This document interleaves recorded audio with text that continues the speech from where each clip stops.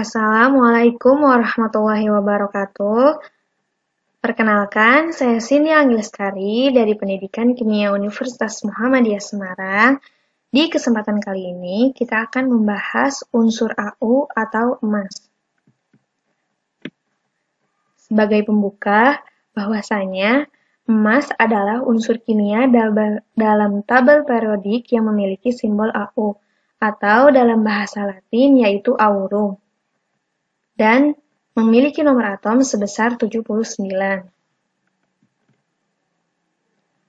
Adapun fokus utama pada pembahasan kita kali ini yaitu pengertian emas, karakteristik emas, kegunaan emas, dan emas dalam perspektif Al-Quran. Yang pertama, pengertian emas.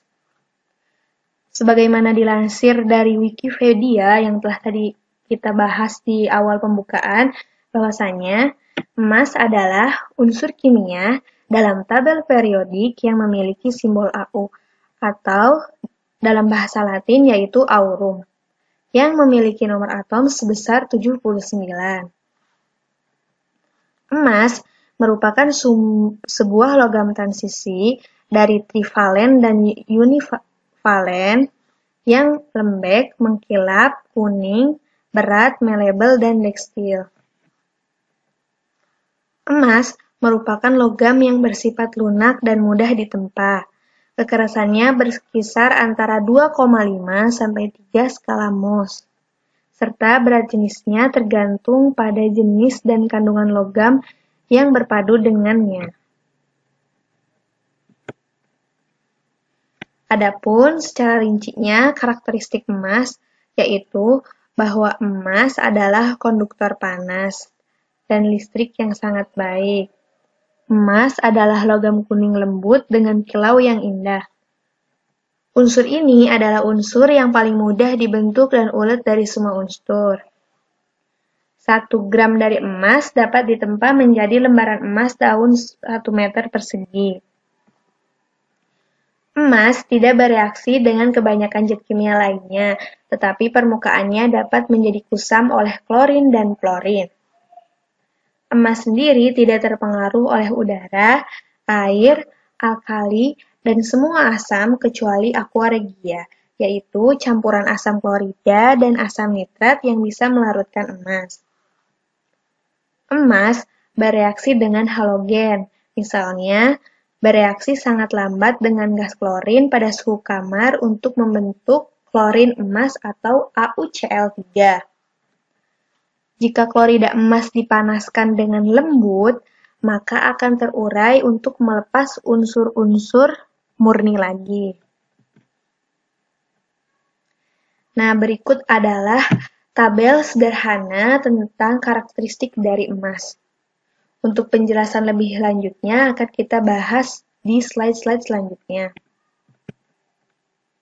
Nah, emas memiliki rumus kimia yaitu AU. Secara alamiahnya, emas terdapat dalam bentuk emas natif, emas telurida, serta elektrum yang merupakan jenis lain dari emas natif dengan kandungan perak berupa lebih besar dari 20% dan sejumlah paduan emas dengan unsur-unsur belerang, antimon, dan selenium.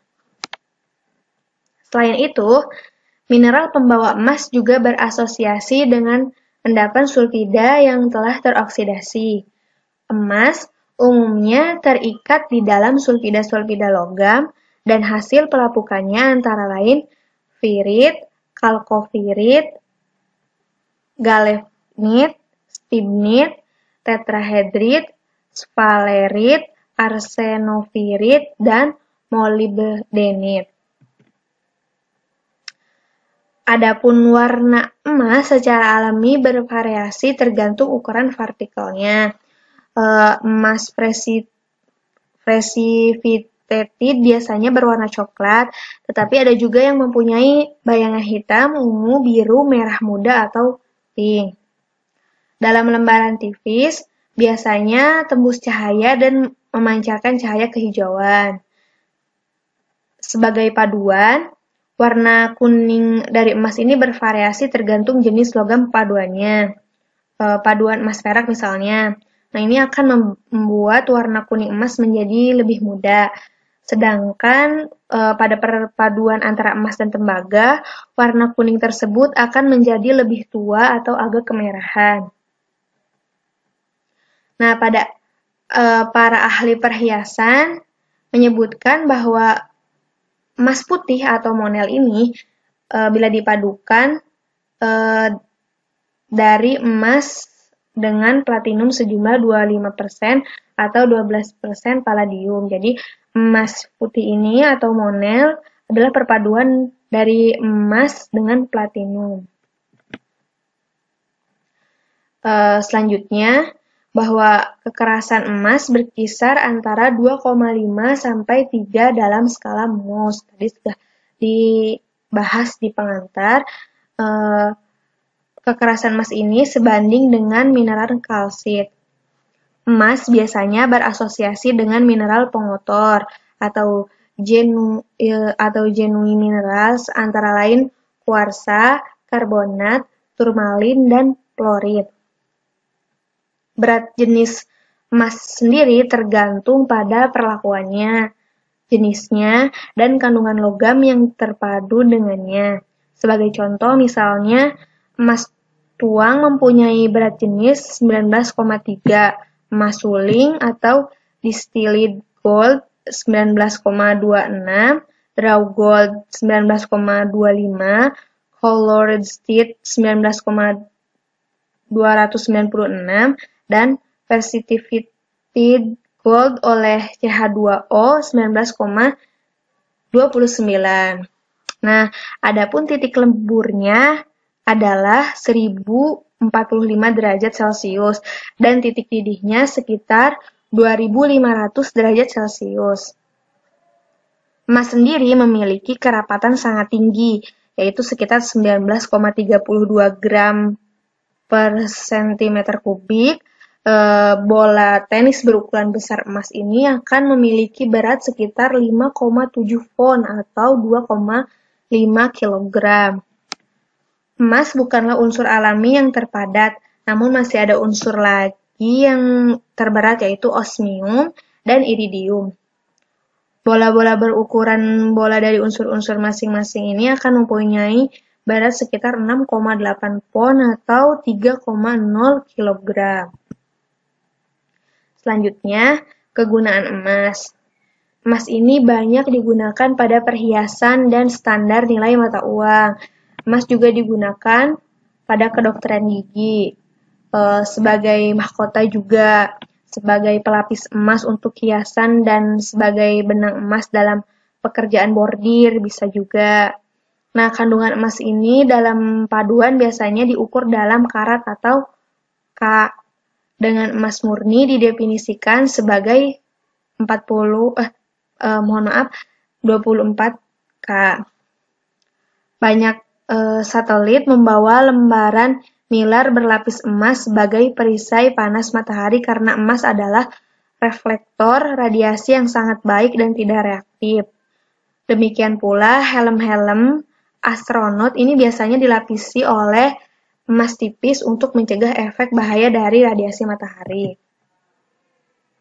Emas juga digunakan secara luas di sirkuit mikroelektronika untuk memastikan kinerja tahan korosi dan bebas tahan korosi yang handal.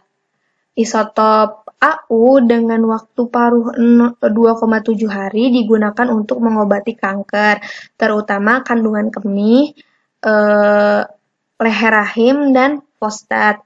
Serpihan emas ini ditambahkan para ahli pencicip makanan untuk mencicipi fermen dan minuman geomet.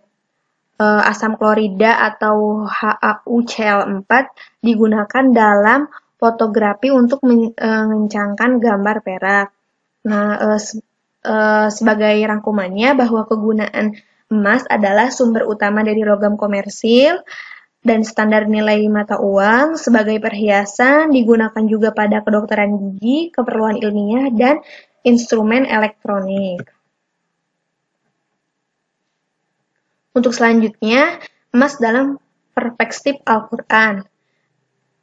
Saya tidak menemukan penelitian atau artikel dan sumber lain yang menyebutkan tentang sifat fisik atau sifat fisis maupun kimia dari emas.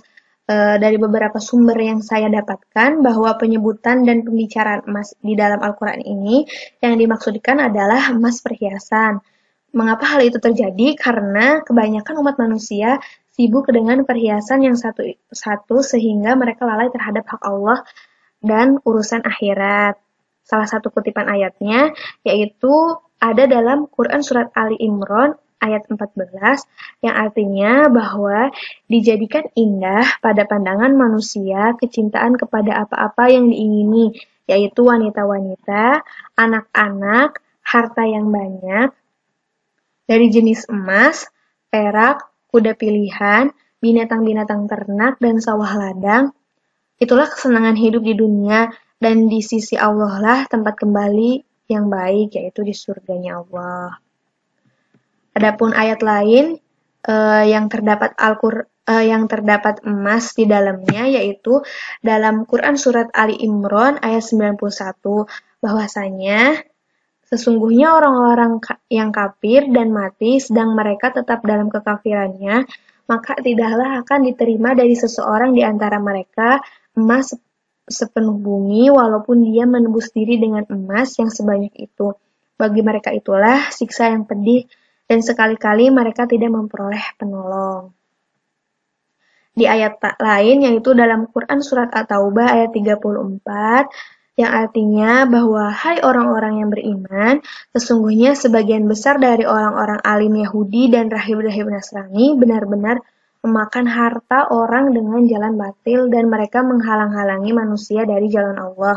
Dan orang-orang yang menyimpan emas dan perak dan tidak menafkahkannya pada jalan Allah, maka beritahukanlah kepada mereka bahwa mereka akan mendapat siksa yang pedih. Nauzubillahi min dzalik ya. Nah, begitulah sedikit potongan-potongan ayat yang menjelaskan atau yang menyebutkan emas di dalamnya.